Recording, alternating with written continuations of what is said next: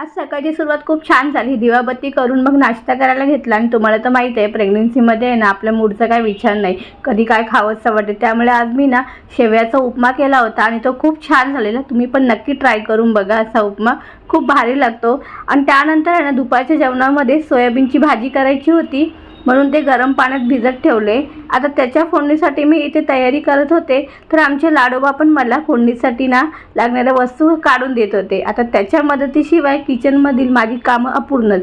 काय बोलणार. मग भाजी फोडणीला दिली आणि कोणत्याही भाजीची ग्रेव्ही जर ना छान असेल ना तर त्या भाजीला ना एक उत्तम चव लागते. आणि नाही, सोयाबीनची भाजी ना प्रेग्नन्सीमध्ये ना नक्की खावी, कारण त्यात ना प्रोटीन, फायबर, कॅल्शियम असते आणि ते ना आई आणि बाळाच्या ना आरोग्यासाठी चांगले असते. पण तुम्हाला जर थायरॉइड असेल ना तर तो डॉक्टरांचा सल्ला घेऊनच तुम्ही ही भाजी खा.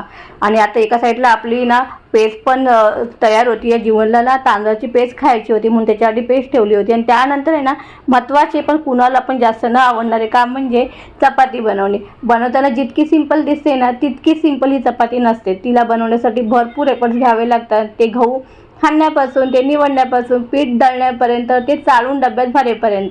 आणि चपाती बनवताना प्रत्येक दिवशी घाम येतो तो वेगळाच.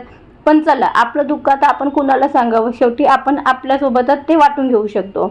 मग चला, तर बाकीच्या चपात्या मी इथे खाली बसून केल्या, कारण प्रेग्नन्सीमध्ये ना जास्त वेळ उभं राहू शकत नाही.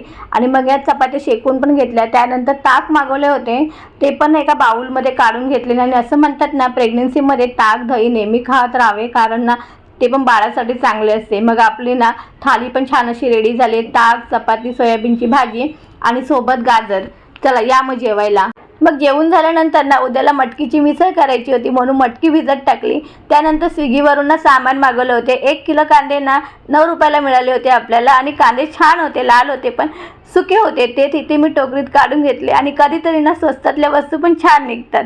असो, आजच्या पुरती एवढंच. आता भेटू एका नवीन व्हिडिओसोबत. तोपर्यंत बाय बाय.